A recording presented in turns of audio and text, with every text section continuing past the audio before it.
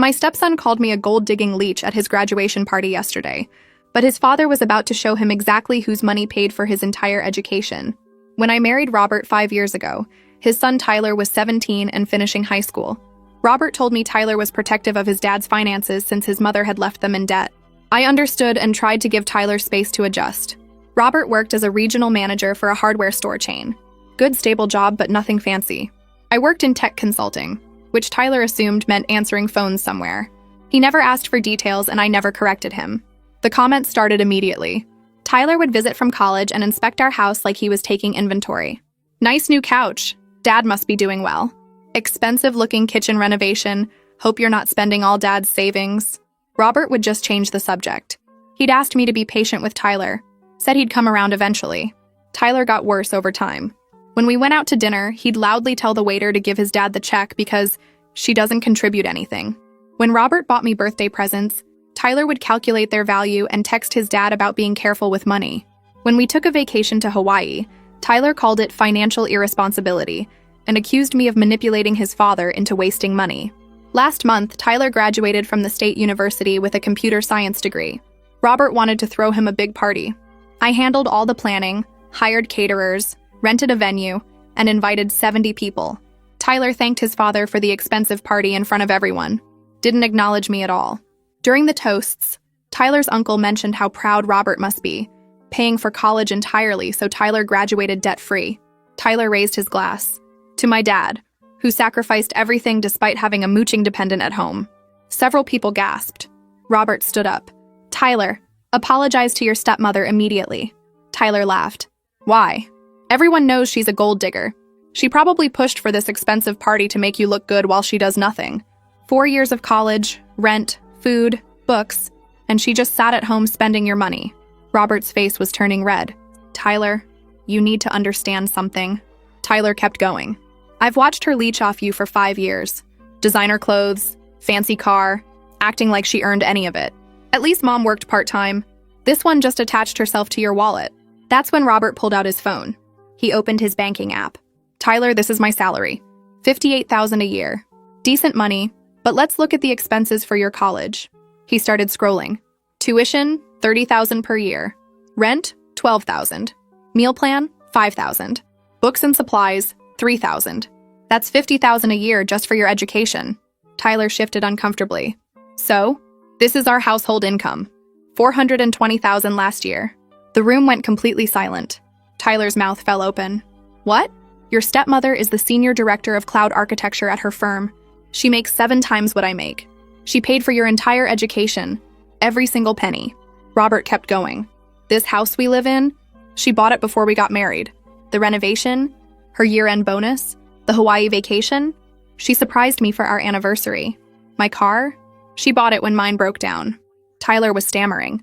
But she never said anything. I finally spoke. You never asked. You assumed I was nothing and treated me like trash for 5 years. Robert pulled up more records. The graduation party you're enjoying? She paid for everything. The laptop you're using for your new job? She bought it. The suit you're wearing? She took you shopping last month and you thanked me for it when she paid.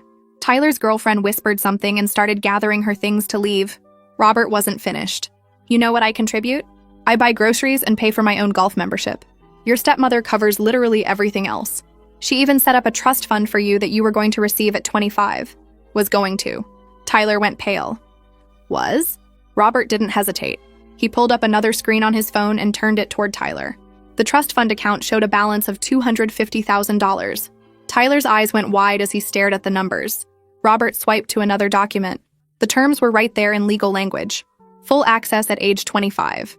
But there was a clause about behavioral conditions and family respect. Tyler reached for the phone, but Robert pulled it back. The room stayed dead silent. I could hear someone's heel clicking on the floor as they shifted their weight. Tyler's girlfriend picked up her purse and walked straight to the exit without looking back at him. She didn't say goodbye to anyone, just pushed through the door and was gone. Tyler watched her leave and his face went from pale to gray. His uncle stepped forward and crossed his arms. The question came out sharp and direct. How could Tyler live in my house for 5 whole years and never once ask what I actually do for work? Tyler opened his mouth, but nothing came out. His uncle shook his head and walked away to get his coat. Other guests started moving. They grabbed their jackets from chairs. Someone picked up their gift bag from the table.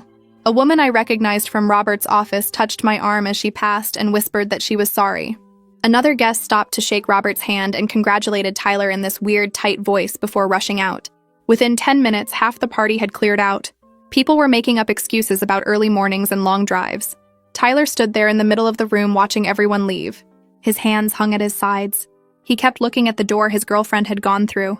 Then he'd look at me. Then at his father. Then back at the door. I stayed in my chair.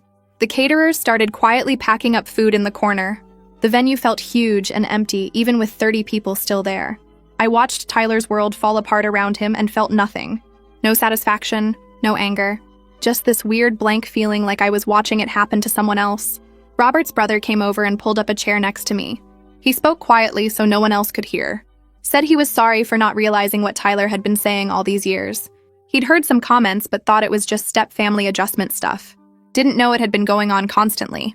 He squeezed my shoulder and went to find his wife. 20 minutes later, the venue was almost empty. The last few guests were doing that awkward thing where they congratulate Tyler but can't quite look him in the eye. An older couple I didn't know well stopped by our table. Told Tyler they were proud of his degree. Told Robert it was a nice party. Looked at me like they wanted to say something but couldn't figure out what. Then they left too. Tyler walked over to the gift table. All the presents were still sitting there in their nice wrapping paper. The laptop box I'd bought him sat on top. He stared at it for a long time. Picked it up. Put it down. Picked it up again. His hands were shaking. The caterers finished packing and asked Robert where to send the final invoice. Robert started to answer, but I cut in and gave them my business card.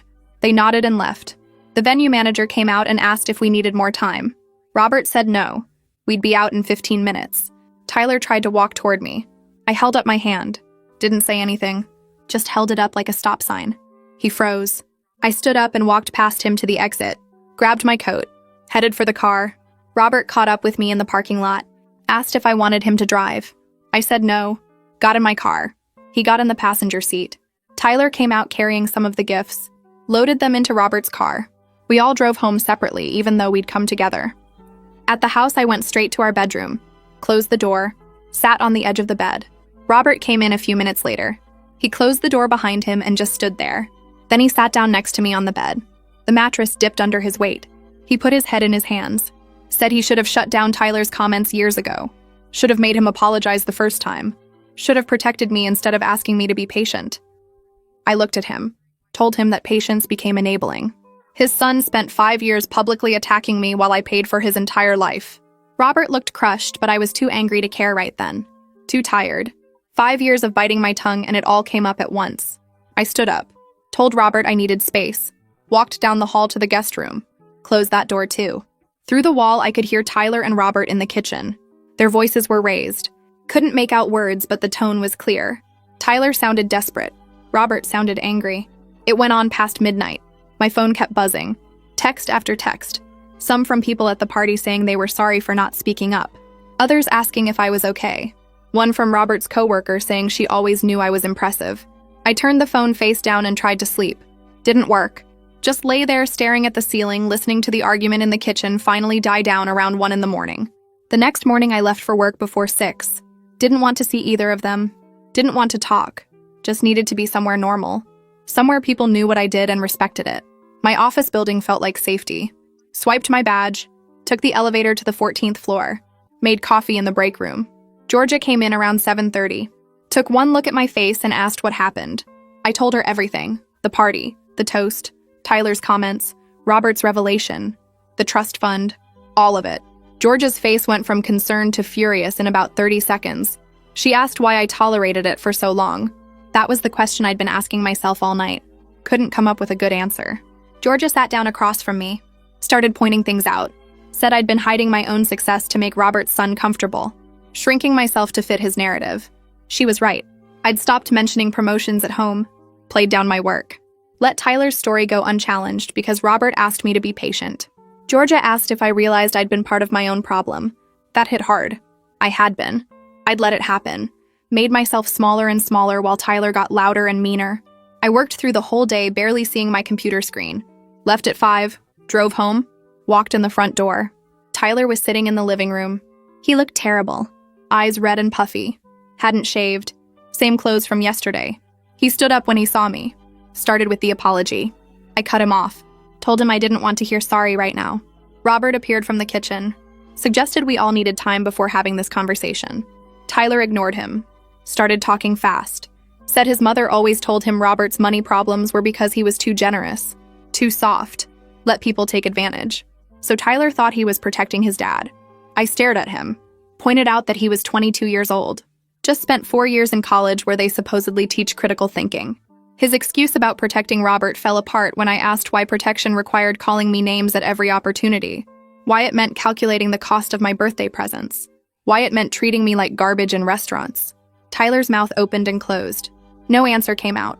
I walked away from Tyler standing there with nothing to say and spent the next 3 days avoiding both him and Robert. My phone kept buzzing with texts from Tyler that I deleted without reading. Robert tried to talk to me twice, but I told him I needed space to think. On the 4th day, Robert's phone rang during breakfast, and I could tell from his face something was wrong. He answered and listened for a long time without saying much. When he hung up, he looked at me and said that was Bernard, Tyler's roommate from college. Bernard wanted Robert to know he was disappointed in how Tyler treated me. Apparently, Tyler had complained about me constantly at the school, calling me a gold digger to anyone who would listen. Bernard said he always thought it was weird that Tyler was so angry about his dad's wife, but never actually asked questions about what I did for work. Robert looked sick hearing this, realizing Tyler had been spreading his version of our family to his friends for years. I felt something twist in my stomach, knowing Tyler's contempt wasn't just private comments at home, but a whole narrative he'd built with his college friends. The next morning, Robert showed me an email Tyler's new job had sent him about their social media policy and professional conduct expectations. Tyler had forwarded it to Robert in a panic, asking if someone from the party worked at his company. Robert explained the email was just standard new hire stuff that every employee gets, but Tyler was convinced his public meltdown had already damaged his reputation. I read through the generic policy language about representing the company professionally and maintaining appropriate online presence. Tyler's paranoia was obvious in his frantic text messages to Robert, asking if he should call HR to explain the situation. Part of me felt satisfied watching Tyler spiral, imagining him at his new desk wondering if his coworkers had heard what he said about me. But another part felt uncomfortable with how much I was enjoying his suffering. I caught myself checking his ex-girlfriend's social media to see if she'd posted anything else, which made me realize I was becoming obsessed with watching his life fall apart. I needed to focus on something I could control, so I threw myself into work. My team was leading a cloud migration for a Fortune 500 client, moving their entire infrastructure to a new platform. The project required 14-hour days and constant problem-solving, which was exactly what I needed. I stopped leaving work at 5 and started staying until 8 or 9, losing myself in technical challenges that had clear solutions. Christian, my boss, noticed after about a week. He stopped by my desk one evening when most people had gone home and asked if everything was okay. I gave him the short version about my stepson's graduation party and the confrontation. Christian listened without interrupting, then told me to take whatever time I needed, but I explained that working actually helped. Being at the office made me feel competent and valued in a way I hadn't felt at home in years. Christian nodded and said my door was always open if I needed to talk, then left me to my migration planning. The next day, Robert suggested we have family dinner with Tyler. I was at my computer working on capacity planning when he brought it up. I turned around and told him I wasn't ready to sit at a table with Tyler until I'd processed my own anger. Robert looked hurt, but I kept going, explaining that his son didn't get access to me just because he was scared of consequences now. Robert stood there in the doorway of my home office looking lost. He asked what I needed from him right now. I took a breath and told him I needed him to stop protecting Tyler from discomfort and start protecting me from further disrespect. That meant Tyler didn't get to treat our home as a safe haven until he'd done actual work to change. Robert agreed, but I could see the conflict in his eyes. He wanted to support me, but every instinct he had was telling him to smooth things over with his son. I started noticing this pattern everywhere in our relationship. The way Robert would change the subject when Tyler made comments about money. The way he'd ask me to be patient instead of telling Tyler to stop. The way he'd positioned himself as the peacemaker instead of my partner. Seeing it clearly for the first time made me angry all over again. That night, I got an email from Tyler. The subject line was, "I need to explain." And when I opened it, there was a 10-page document attached. I skimmed through it and realized he'd written out every assumption he made about me and why he was wrong. He detailed how he thought I was a gold digger, how he calculated the cost of things Robert bought me, how he convinced himself I was manipulating his father. The whole thing read like a college essay, technically correct but completely hollow. There was no real emotion in it, Just a list of mistakes and corrections like he was turning in homework. I closed the email without responding because words were easy, and I'd heard 5 years of his cruel words already. The next day at work, Georgia came by my desk with coffee and asked how I was handling everything. I showed her Tyler's email on my phone, and she read through it while shaking her head. She told me I was right to wait for actions, not apologies. Tyler could write essays all day, but that didn't mean anything without changed behavior. Georgia suggested I focus on what I needed rather than what Tyler wanted to give, which hit me hard because I hadn't really thought about it that way. 2 weeks after the party, I met Alyssa for lunch at a place downtown. Alyssa was Bernard's sister, and she worked in HR at a tech company, so I figured she might have perspective on the trust fund situation. We ordered sandwiches, and I explained everything that had happened. Alyssa listened carefully, asking questions about Tyler's behavior over the years and how Robert had responded. Then she asked what I wanted the outcome to be: punishment, reconciliation, or protection. I sat there with my sandwich halfway to my mouth and realized I didn't actually know. I wanted to not feel bad in my own home anymore, but beyond that, I hadn't figured out what I actually wanted from Tyler or Robert. Alyssa watched me think through this and then said something that changed how I was looking at the whole situation. She pointed out that the trust fund shouldn't be about revenge, but about whether Tyler had shown the maturity to handle significant money responsibly. Someone who spent 5 years making cruel assumptions about a step-parent's worth might make equally poor judgments about other people. Her professional perspective made me see this as a question of Tyler's character, not just punishment for hurting me. That night, Robert mentioned that Tyler had been researching my actual career. Apparently, he'd been reading articles I'd published about cloud architecture and watching conference talks I'd given at industry events. Robert seemed to think this was progress, like Tyler finally taking an interest meant something. I pointed out that Tyler could have done this research at any point in 5 years. The fact that he only became curious after public shame didn't impress me at all. Robert looked disappointed but didn't argue. A few days later, Robert came to me with another request from Tyler. Tyler wanted to ask if he could take me to lunch to talk, but he was using Robert as the messenger like we were countries negotiating through a third party. I told Robert that Tyler was 22 years old with my phone number, and if he wanted to talk to me, he could ask me directly. Robert looked uncomfortable being caught in the middle, which was exactly where he'd put himself by never establishing boundaries with Tyler. I went back to my work project, and Robert walked away without saying anything else. 2 days later, my phone buzzed while I was reviewing architecture diagrams at my desk. Tyler's name appeared on the screen with a message asking if we could talk sometime. I stared at the text for a full minute before responding that we could meet at the coffee shop near my office in 3 days. He replied immediately with a simple thank you, which felt different from his usual entitled tone. I forwarded the message to Georgia, and she came by my desk within 5 minutes. She suggested we practice different scenarios, so I wouldn't get blindsided by whatever Tyler planned to say. We spent my lunch break in an empty conference room with Georgia playing Tyler, throwing out possible excuses and manipulations while I practiced staying calm and direct. She made me rehearse responses to emotional appeals, defensive justifications, and half apologies until I felt ready to handle whatever he brought to the conversation. On the day of the meeting, I arrived at the coffee shop exactly on time and found Tyler already sitting at a corner table with 2 drinks in front of him. He stood up when he saw me and gestured to one of the cups. He said he'd asked Robert what I usually ordered, which was true because Tyler had never paid attention to my preferences in 5 years. I sat down and picked up the cup, letting the silence stretch between us while I waited for him to start talking. Tyler began by saying he'd spent 5 years being cruel, based on assumptions he never bothered to question. His voice was quiet, and he kept his eyes on the table instead of looking at me. I sipped my coffee and watched him carefully, looking for signs that he actually understood what he'd done, versus just performing remorse because he got caught. He talked about specific things he'd said to me over the years and acknowledged how each comment was designed to make me feel small and unwelcome in my own home. Tyler's hands were shaking slightly as he explained that his mother had told him repeatedly that Robert's financial problems after the divorce were because he was too soft with money and let people take advantage of him. He said she'd painted Robert as a victim who needed protection, so Tyler appointed himself as his father's financial guardian. I set down my coffee and pointed out that his mother's bitterness about her own situation didn't excuse him treating me like a villain for 5 years without ever speaking to me like a human being. Tyler's face changed when I said that, his expression shifting from rehearsed apology to something that looked like genuine shame.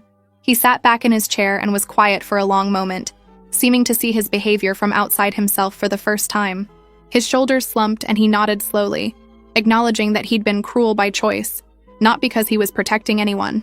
I asked Tyler what he actually knew about me now, after doing his research, and he surprised me by pulling out his phone and showing me notes he'd taken.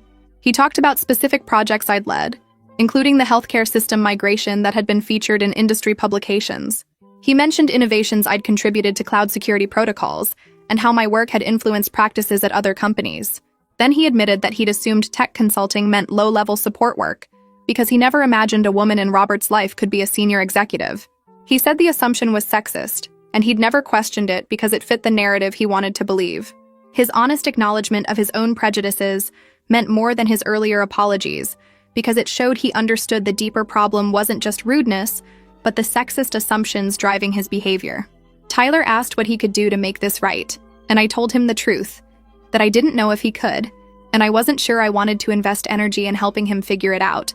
His face fell and he looked devastated, but he nodded and said he understood he wasn't entitled to my forgiveness or guidance. I finished my coffee and stood up, feeling slightly less angry than I had been, but no more certain about whether our relationship could be repaired. Tyler stood too and thanked me for meeting him, then watched me walk out without trying to stop me or ask for another chance. The conversation had been better than I expected, but words were still just words after 5 years of cruelty. When I got home that evening, Robert was waiting in the living room and immediately asked how the meeting went. I told him it was fine, but I was still processing everything, which clearly frustrated him because he wanted resolution and reassurance that his family would be okay. He started asking specific questions about what Tyler said, and whether I thought he was sincere. I stopped him and pointed out that he'd prioritized his own comfort over my dignity for 5 years by asking me to be patient with Tyler's abuse instead of shutting it down. Robert's face crumpled and he started crying, admitting that he'd been scared of losing his son after the divorce and didn't want to create more conflict. He said he knew it was wrong, but he'd been terrified that standing up to Tyler would drive Tyler away completely. I sat down next to Robert and told him that his fear of conflict meant I absorbed all the hostility while he maintained peaceful relationships with both of us, which wasn't fair or sustainable. He cried harder and apologized, acknowledging that he'd failed me by choosing the path of least resistance instead of protecting me from his son's cruelty. This conversation felt different from our previous talks because Robert was finally confronting his own role in enabling Tyler's behavior, instead of just sympathizing with my hurt. He admitted he'd been a coward who sacrificed my well-being to avoid uncomfortable confrontations with Tyler. We sat together for a long time while Robert processed what he'd done, and I processed whether his understanding came too late to save our marriage. The next morning, Robert's brother called while we were having breakfast. Robert put the call on speaker, and his brother said his own kids had been asking questions about respect and assumptions after witnessing the party confrontation. Apparently, Tyler's public humiliation had become a teaching moment in their family about not judging people without knowing their actual circumstances. Robert's brother then admitted something that surprised me, saying he'd always assumed I was nice but decorative, never realizing I was the primary breadwinner or that I had a serious career. He apologized for his own assumptions and said watching Tyler get confronted had made him examine his own biases.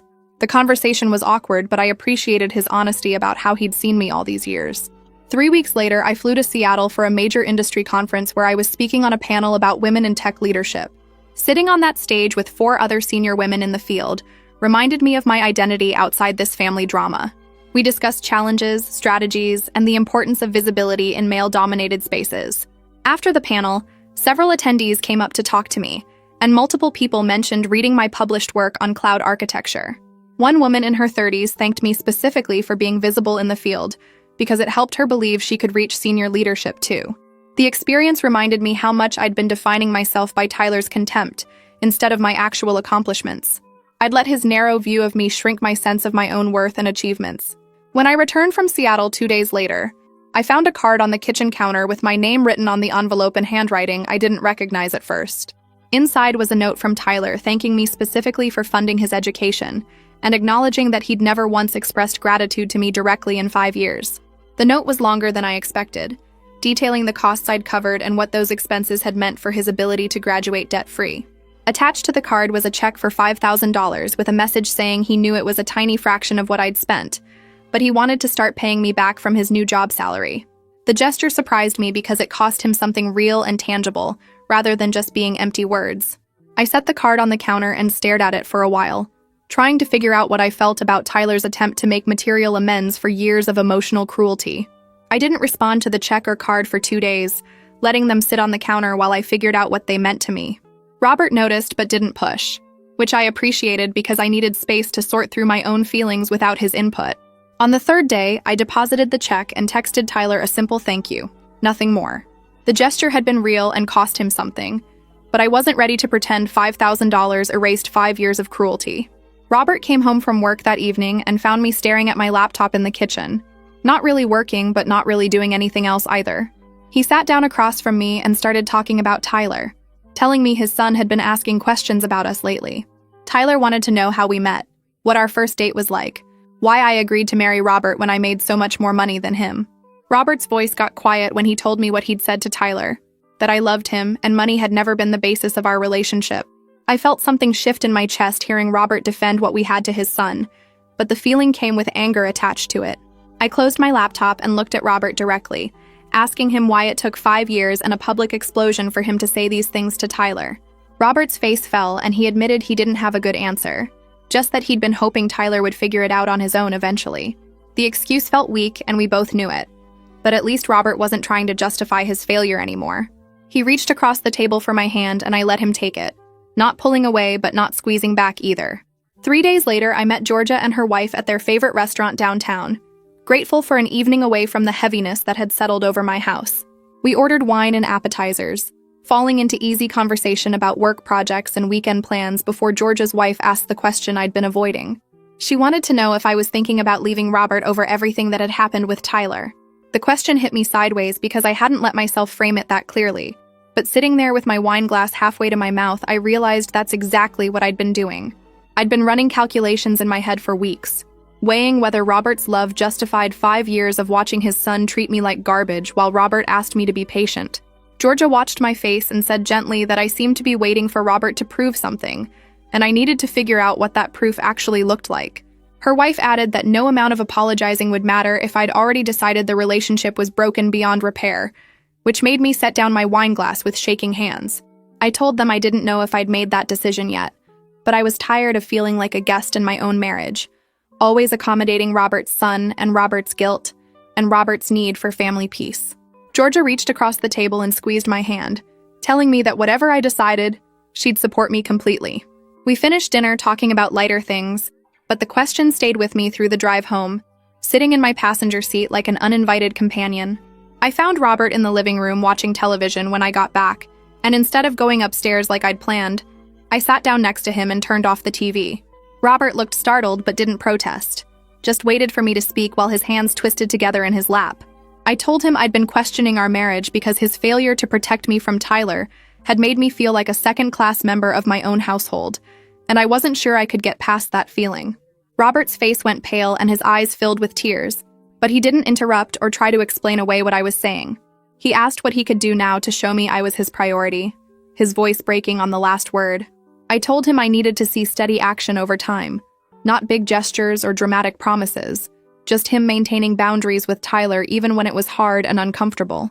Robert nodded and wiped his eyes, asking if I still loved him despite everything that had happened. I looked at my husband sitting there crying and told him honestly that I didn't know, which made him cry harder, but he accepted it without argument. We sat together in silence for a long time after that, both of us processing what our marriage had become and whether we could build something better from the wreckage. My phone buzzed the next morning while I was getting ready for work, a text from Tyler with a photo attached. The picture showed him standing in an office lobby wearing the suit I'd bought him, looking nervous and professional in equal measure. His message thanked me specifically for the professional clothes that had helped him make a good first impression on his first day at his new job. I stared at the photo for several minutes, surprised by how much the specific acknowledgement affected me. Tyler hadn't lumped this under things Dad provided or made vague statements about family support. He'd recognized my exact contribution and thanked me for it directly. I saved the photo but didn't respond right away, needing time to figure out whether this was genuine change or just Tyler being strategic about getting his trust fund back. Robert came into the bedroom while I was still holding my phone and asked if everything was okay. I showed him Tyler's message and Robert smiled, saying his son was really trying to understand what he'd done wrong. I told Robert that trying wasn't the same as succeeding, and Tyler had a long way to go before I'd trust his motivations. Robert's smile faded, but he nodded, accepting my caution without trying to talk me out of it. That evening, Robert suggested we try couples therapy to work through the trust issues that had developed between us, and I agreed immediately because I wanted our marriage to survive, but had no idea how to fix what felt broken. We found a therapist who had an opening the following week and spent the drive to our first appointment in tense silence, both of us nervous about what we might discover. The therapist was a woman in her 50s who asked us to each identify what we needed from the other person moving forward. Robert said he needed to know I still loved him despite his failures, his voice shaking as he spoke. I said I needed to know he'd choose me even when it cost him something with Tyler, that I needed to see him prioritize my well-being over his son's comfort. The therapist wrote notes and asked follow-up questions, digging into the patterns we'd established over 5 years and why those patterns had felt acceptable at the time. Robert admitted he'd been terrified of losing Tyler after the divorce and had sacrificed my comfort to keep his son close. I admitted I'd let it happen because I'd been trying to prove I was worth keeping around, which sounded pathetic when I said it out loud. The therapist pointed out that we'd both been operating from fear rather than trust, and we needed to rebuild our foundation before we could address the damage Tyler had caused. We left that first session exhausted and raw, but Robert reached for my hand in the parking lot and I didn't pull away. Our second therapy session the following week went deeper into my own behavior patterns, and I found myself admitting things I'd barely acknowledged to myself. I told the therapist I'd been financially supporting our household as a way to prove my worth, basically trying to earn Tyler's respect through money since he clearly valued financial contribution above everything else. The therapist looked at me with kind eyes and said I'd been operating from Tyler's value system instead of my own, letting his contempt define my role in the family. The observation hit me like a physical blow because she was completely right. I'd spent 5 years trying to prove something to a kid who'd decided I was worthless before we even met, and in doing so, I'd made his opinion matter more than my own sense of self. Robert squeezed my hand and said he'd never wanted me to feel like I had to earn my place in our family, which made me laugh bitterly because his actions had communicated exactly that message. The therapist asked what I would have done differently if I hadn't been trying to prove anything to Tyler, and I realized I had no idea who I would have been in this marriage without that pressure. We ended the session with homework assignments about identifying our core values separate from each other's expectations, which felt both terrifying and necessary. Tyler texted me a few days later, asking if he could come by the house to pick up some items he'd left in his old room, and I told him yes, but made clear I'd be home when he came. He arrived on Saturday morning looking nervous, knocking on the door of the house I owned like he was a stranger asking permission to enter. I let him in and watched as he carefully asked if he could go upstairs, thanking me for letting him visit. The overly polite behavior felt fake at first, like he was performing respect rather than feeling it, but I reminded myself that practiced behavior sometimes becomes real over time. Tyler went upstairs and I followed, not willing to let him roam through my house unsupervised after years of him treating it like his father's property. He packed his things quietly, asking before he opened drawers or moved items, showing a level of consideration he'd never demonstrated before. I sat on the edge of his old bed watching him work, trying to figure out if this carefulness came from genuine respect or just fear of losing his trust fund. Tyler glanced at me a few times but didn't try to make conversation, just focused on gathering his belongings and putting them in boxes. Tyler found an old photo album under some textbooks and paused, looking at it with an expression I couldn't quite read.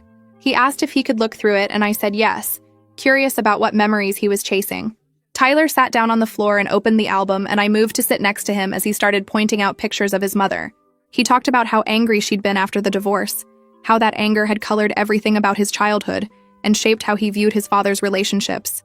Tyler admitted he'd been prepared to hate me before we even met, primed by his mother's bitterness to see any woman in Robert's life as a threat. I listened without interrupting, letting him talk through the foundation of his hostility, even though none of it excused his behavior. Tyler showed me a picture of his mother at his 8th birthday party, her smile tight and forced, and said she'd spent the whole event complaining about Robert's irresponsibility with money. He'd internalized that narrative and carried it with him into our family, never questioning whether his mother's version of events was accurate or fair. Tyler turned more pages and stopped at a photo of himself at his high school graduation, cap and gown, and forced smile. He told me his mother had spent that entire ceremony sitting next to him complaining about how Robert's new girlfriend was ruining their family, poisoning what should have been a celebration with her ongoing bitterness. Tyler said he'd arrived at college already hating me based entirely on his mother's stories, and he'd never once questioned whether that hatred was justified. I looked at the photo of 17-year-old Tyler and pointed out that he'd had 4 years of higher education to develop critical thinking skills, but he'd chosen to maintain his prejudice instead of examining it. Tyler flinched at my words but didn't argue, just closed the photo album and set it aside. He said he knew he couldn't blame his mother for his own choices, that he'd been an adult for years and should have known better. The acknowledgement felt more honest than his earlier apologies. less about making me feel better and more about him confronting his own failures. Tyler finished packing his boxes and carried them downstairs, and I followed him to the front door expecting him to leave. Instead, he set down the boxes and turned to face me, his hands shoved in his pockets and his eyes on the floor. He asked if there was any chance the trust fund might be put back in place, and I appreciated that he was being direct, rather than trying to manipulate Robert into asking for him. I told him honestly that I didn't know, that it depended on whether he showed real change over months, rather than just weeks of good behavior. Tyler nodded and said he understood, accepting my answer without trying to negotiate or make promises. He thanked me for even considering it and picked up his boxes, heading out to his car without asking for help. I watched him load everything into his trunk and drive away, then went back inside and sat on the couch trying to figure out what I felt about Tyler's visit. The maturity he'd shown was more than I'd seen from him in 5 years, but I couldn't tell yet if it was genuine growth or just him being smart enough to play a longer game. The next week, Robert and I sat in our therapist's office and she asked Robert directly what was holding him back from maintaining stronger boundaries with Tyler. Robert stared at his hands for a long time before answering, and when he finally spoke, his voice was shaking. He said he'd been scared that choosing me over Tyler would make him a bad father, that protecting me from Tyler's behavior felt like abandoning his son when Tyler needed him most. The therapist leaned forward and asked Robert to consider whether protecting me from abuse and holding Tyler accountable might actually make him a better father by teaching Tyler about respect and real consequences. Robert started crying, actually crying in a way I'd never seen before, and said he'd spent 5 years trying to keep everyone comfortable instead of doing what was right. He looked at me with tears running down his face and promised he'd maintain boundaries even when Tyler pushed back, that he wouldn't let his fear of being a bad father turn him into a bad husband. I reached over and took his hand, because this was the breakthrough we'd needed for months. The therapist spent the rest of the session helping Robert develop specific strategies for maintaining those boundaries, and I felt something shift in our relationship, like we were finally on the same team instead of Robert trying to balance between two sides. 2 weeks later, Christian Meyer called me into his office at work, and I thought it was about the cloud migration project I'd been leading. Instead, he closed the door and told me the executive team had been reviewing performance across all departments, and they wanted to promote me to VP of Cloud Architecture. I just sat there for a second processing what he'd said because VP was a huge jump from Senior Director. Christian explained that I'd earned it through my technical leadership on major projects and my strategic vision for the company's cloud infrastructure going forward. The promotion came with a significant raise and way more visibility in the industry, speaking at conferences and representing the company at high-level meetings. I thanked him and tried to sound professional, but inside I was celebrating because this was recognition I'd worked toward for years. Christian shook my hand and said the announcement would go out to the company next week, then asked if I wanted to grab coffee to discuss my new responsibilities. We spent an hour talking about the expanded role and what it would mean for my team, and I drove home feeling proud of what I'd accomplished through my own work and expertise.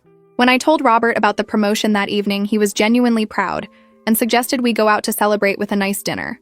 He hugged me and said I deserved the recognition after all the late nights and complex projects I'd managed. We talked about what the new role would involve, and he listened attentively, asking good questions about my expanded responsibilities. But as the evening went on, I noticed he hadn't mentioned telling Tyler about my promotion, and that absence felt significant. I let it sit for a while, not wanting to immediately assume the worst, but the silence around Tyler started to bother me more as the night continued. We went to bed without Robert bringing up Tyler at all, and I lay there thinking about patterns and how easy it would be to slip back into hiding my success to keep Tyler comfortable. The next morning over coffee, I asked Robert directly if he was going to tell Tyler about my new role. He looked uncomfortable and admitted he wasn't sure if I'd want Tyler to know, like he was trying to protect me from potential conflict. I put down my coffee cup and told him that hiding my success to protect Tyler's feelings was exactly the pattern we needed to break in therapy. I explained that Tyler needed to see me as I actually am, a successful executive with real accomplishments, not as some smaller version that made him comfortable with his own assumptions. Robert nodded slowly and said I was right, that he'd been falling back into old habits of trying to manage everyone's comfort. He pulled out his phone right then, didn't wait or make excuses, and called Tyler. I listened as Robert told his son about my promotion to VP, explaining the significance of the role and how proud he was of my career. Tyler's response was muted, just congratulations to his dad, and Robert corrected him by saying Tyler should congratulate me directly. The call was brief, but it mattered that Robert had made it immediately instead of putting it off or avoiding it completely. 3 days later, a card arrived in the mail addressed to me from Tyler. Inside was a handwritten note expressing genuine admiration for my career accomplishments, Not the generic congratulations you'd write to anyone, but specific comments about my technical leadership and strategic work. He'd included a printout of an article about my work that he must have found online, with sections highlighted in yellow where I discussed mentoring younger professionals in tech. The gesture surprised me because it showed actual effort and attention to who I really was, rather than who he'd assumed I was for 5 years. I read through the highlighted sections and saw myself through Tyler's eyes for maybe the first time, seeing what he was learning about my actual expertise and influence in my field. The card sat on the kitchen counter for days, and I kept looking at it, trying to figure out if this was genuine interest or just Tyler being smart about repairing the relationship. Robert noticed me reading it multiple times and pointed out that Tyler had never shown interest in anyone's work before, not even his own mother's part-time job or Robert's management role. 2 months after the party confrontation, Tyler sent me a text asking if he could take Robert and me to dinner to celebrate my promotion, offering to pay for the meal himself. The gesture showed initiative because he'd reached out directly instead of going through Robert, and he was offering to contribute financially, instead of assuming we'd cover everything. I agreed to dinner because it demonstrated consideration, even though I was still cautious about his real motivations. We met at a nice Italian place downtown, and Tyler was already there when we arrived, wearing a button-down shirt and looking nervous. He stood up when we approached the table and pulled out my chair before sitting back down, small courtesies I'd never seen from him before. During dinner, Tyler asked me thoughtful questions about my new role as VP, wanting to know about the challenges of leading a large technical team and how I'd built my career in a male-dominated field. He listened attentively when I answered, following up with more questions that showed he was actually processing what I said, instead of just waiting to talk.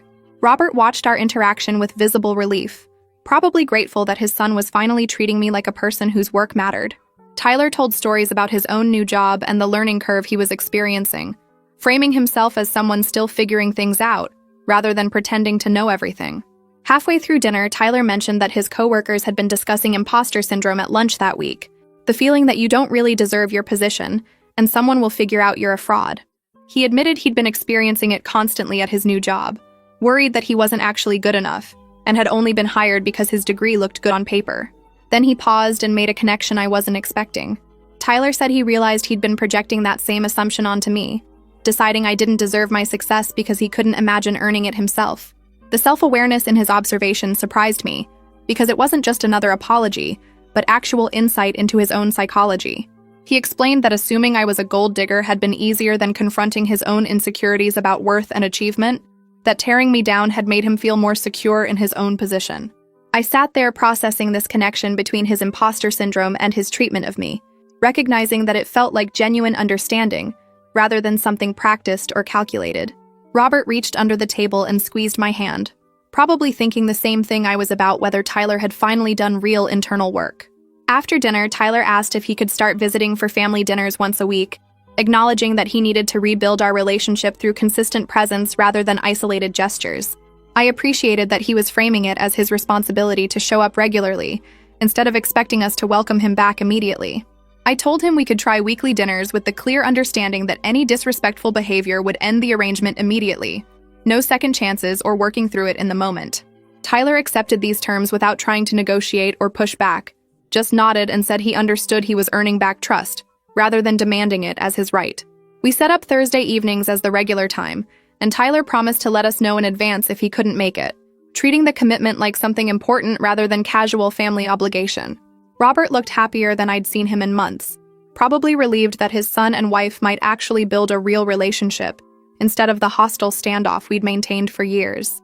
The first few Thursday dinners were awkward, with Tyler clearly monitoring his own behavior and asking permission before assuming anything. He'd ask if he could help in the kitchen, or whether it was okay to grab a drink from the fridge, treating our home like a space where he needed to respect boundaries, instead of somewhere he automatically belonged. Tyler started bringing groceries when he came over, showing up with ingredients to cook meals for us instead of expecting to be fed. Robert mentioned privately that Tyler had never cooked for anyone before, that even at college he'd lived on takeout and dining hall food, rather than learning to prepare actual meals. I watched Tyler in our kitchen, following recipe instructions on his phone and asking questions about cooking techniques, putting an effort to contribute something tangible. During these dinners, Tyler asked me about my day at work and actually listened to the answers, showing genuine interest in the projects I was managing and the challenges of leading a large technical team. He'd follow up on things I'd mentioned the previous week, demonstrating that he was paying attention and retaining information about my life and work. 3 months after the confrontation, Bernard called Robert and mentioned something Tyler had asked him to share. Bernard said Tyler had been in therapy for the past 2 months working specifically on his assumptions about women and money, unpacking the beliefs his mother had taught him and examining his own biases. Tyler had asked Bernard to tell us about the therapy because he didn't want to use it as a manipulation tactic by announcing it himself, but he wanted us to know he was doing internal work beyond just changing his behavior around us. The indirect communication through Bernard felt more genuine than if Tyler had told us directly about therapy, like he understood that real change required humility rather than credit-seeking. Robert told me about the conversation that evening, and I could see he was hopeful about Tyler's progress, wanting to believe his son was finally growing up and taking responsibility. I was more cautious, but I had to admit that 3 months of consistent, respectful behavior plus therapy showed more commitment than I'd expected from someone who'd spent 5 years being cruel. The next week, I met with Alyssa at a coffee shop to discuss the trust fund situation and get her professional perspective on next steps. She brought a legal pad and asked me specific questions about what I wanted the outcome to be, whether this was about punishment for past behavior or creating accountability for future growth. I admitted I wasn't sure anymore because Tyler's changes seemed genuine, but 5 years of hurt didn't disappear in 3 months.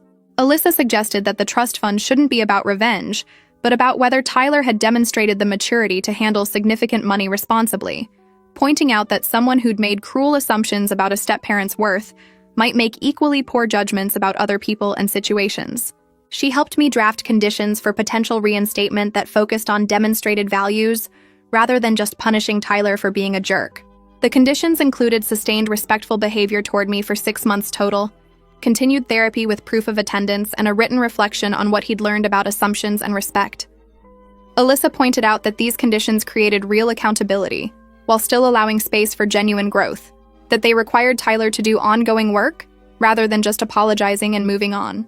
I left the meeting with a clear framework for the trust fund decision, feeling like I finally had a path forward that wasn't just about my anger or his apologies, but about actual change and maturity. Over the next few months, Robert showed up differently in our marriage. When Tyler called asking to come over unannounced, Robert checked with me first and told Tyler he needed to schedule visits in advance. When Tyler tried to minimize his past behavior during a phone call, Robert interrupted and said they weren't going to pretend 5 years of cruelty didn't happen. I watched Robert set boundaries without apologizing for them, without trying to soften the impact or manage everyone's feelings simultaneously. Our therapy sessions focused on communication patterns, and Robert admitted he'd been so afraid of conflict that he'd sacrificed my comfort to keep peace. He practiced saying hard things in session until they felt less scary, and then he started saying them at home too. One evening, Robert told me he finally understood that protecting me from Tyler's disrespect wasn't about choosing between us. It was about teaching Tyler how to be a decent person. Our relationship felt different now, like we were actually partners instead of him being a mediator between me and his son. The following week, I asked Tyler and Robert to meet me at our house for a formal conversation about the trust fund. Tyler arrived 15 minutes early and waited in his car until exactly the scheduled time, then knocked on the door instead of walking in like he used to.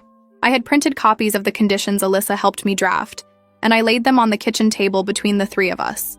The document outlined specific requirements including 6 months of sustained respectful behavior, continued therapy with quarterly progress reports, and a written reflection on what he'd learned about assumptions and respect. Tyler picked up the papers and read through each page carefully, his finger tracing the lines as he processed the conditions. I explained that the money was always meant to support his future, but that required demonstrating the maturity and character to use it wisely. Robert sat quietly and let me lead the conversation, not jumping in to soften my words or advocate for his son. Tyler set down the papers and looked directly at me when he said he agreed to everything without trying to negotiate or minimize what he'd done. He thanked me for giving him a path forward instead of just punishing him, which showed he understood this was about growth rather than revenge. 2 weeks later, Christian pulled me into his office and told me the organizing committee for Tech Leaders Conference wanted me as a keynote speaker on cloud architecture innovation.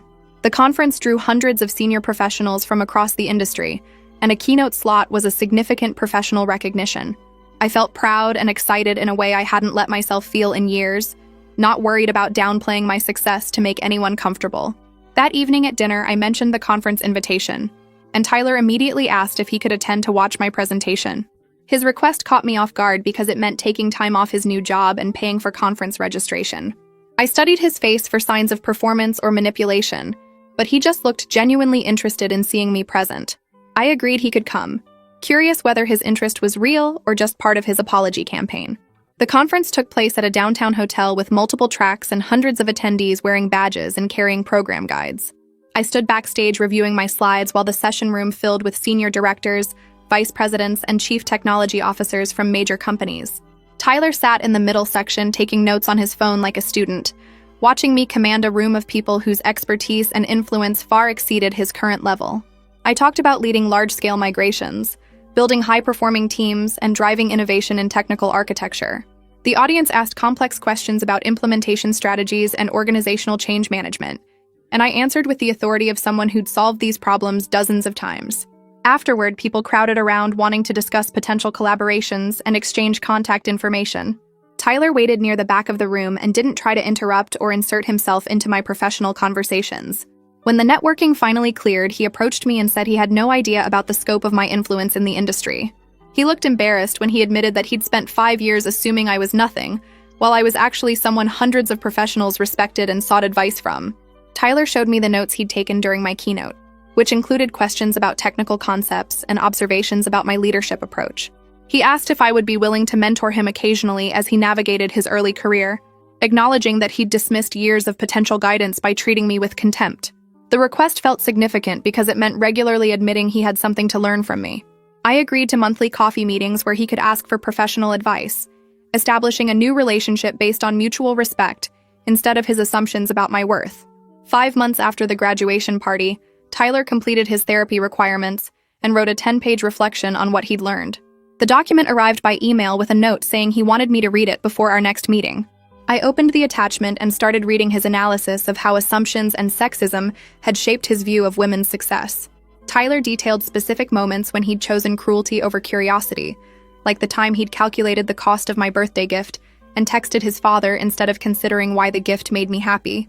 He wrote about his mother's bitterness after the divorce, and how her constant complaints about Robert's new girlfriend poisoned his ability to see me as a real person.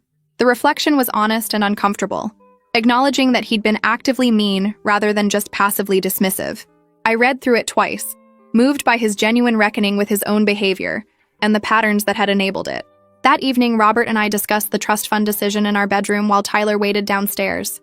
Robert told me he would support whatever I chose but hoped I'd consider partial reinstatement with ongoing conditions. I appreciated that he wasn't pressuring me toward forgiveness or using his own feelings to influence my decision.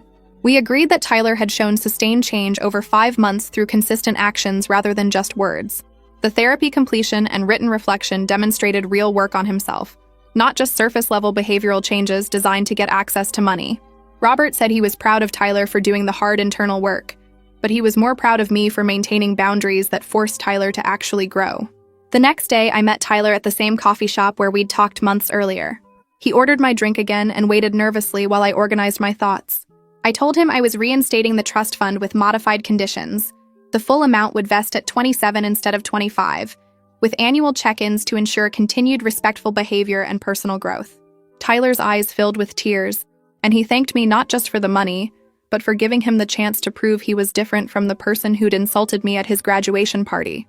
He said he knew he didn't deserve my generosity after how he'd treated me, but he was grateful I hadn't given up on the possibility of relationship. Tyler asked if he could say something he'd been wanting to tell me, and I nodded. He said that learning who I actually am made him realize how much he'd missed by choosing contempt over connection. He talked about the mentorship conversations we'd been having and how much he'd learned in just a few months. Tyler said having me as a mentor and family member was worth more than any trust fund, which felt like the first time he'd valued me as a person, rather than a financial resource to resent. 6 months after the confrontation, our family dinners had become genuinely comfortable instead of performative. Tyler showed up on time, helped with cooking and cleanup, and participated in conversations like an actual member of the household. He asked about my work projects and Robert's golf games with equal interest, treating both of us like people whose lives mattered to him. One evening, Tyler brought his new girlfriend to meet us and introduced me by talking about my keynote speech and the cloud architecture team I led. The girlfriend seemed impressed and asked intelligent questions about my work, clearly having heard positive things about me before arriving. After dinner, she pulled Robert aside and mentioned that Tyler talked about me constantly at home, crediting me with teaching him about assumptions and respect. Robert told me later that hearing someone else recognize Tyler's growth made him emotional, because it meant the change was real enough for outsiders to notice. A few weeks later, I brought up something I'd been thinking about during one of our regular family dinners. I told Tyler I wanted to help with his student loan payments as a delayed graduation gift, not because he earned it through good behavior, but because I wanted him to start his career without that weight hanging over him. Tyler's face went pale and he immediately started shaking his head, saying he couldn't accept more money from me after everything he'd done. I cut him off and explained that being generous isn't about whether someone deserves help. It's about caring for family, and he'd finally stopped treating me like an enemy and started letting me be part of his actual family. Tyler's eyes filled with tears, and he thanked me quietly, his voice breaking a little when he said he didn't know how to make up for 5 years of cruelty. I told him he was already doing it by showing up consistently and treating me with real respect instead of fake politeness. That night after Tyler left, Robert pulled me aside in our bedroom and said he needed to tell me something. He sat on the edge of the bed and told me that watching Tyler's change over the past 6 months made him proud of both of us. Proud of Tyler for doing the hard internal work instead of just apologizing, and proud of me for keeping firm limits while still giving Tyler space to actually grow into a better person. Robert said our marriage felt stronger now than it had in years, because we'd finally dealt with the problems head-on, instead of pretending that patience and time would magically fix everything. I agreed and told him I felt genuinely hopeful about our family's future in a way I couldn't have imagined 6 months ago, when Tyler called me a leech in front of 70 people. 3 months later, we celebrated Tyler's 23rd birthday at a nice restaurant downtown, and halfway through dinner, Tyler stood up with his glass and asked if he could say something. He thanked Robert for being a great father who taught him about integrity, even when Tyler wasn't ready to listen. Then Tyler turned to me and said he wanted to thank me specifically for paying for his entire education, for supporting his career development with mentorship and advice, and for teaching him that respect gets earned through steady action over time, not demanded just because of family relationships. The other diners didn't need to hear our personal business, but I was glad Tyler chose to publicly acknowledge what he'd publicly denied for 5 years. Our family wasn't perfect and probably never would be, but it was finally built on honesty and mutual respect, instead of assumptions and resentment, which felt like the foundation we should have started with from the very beginning.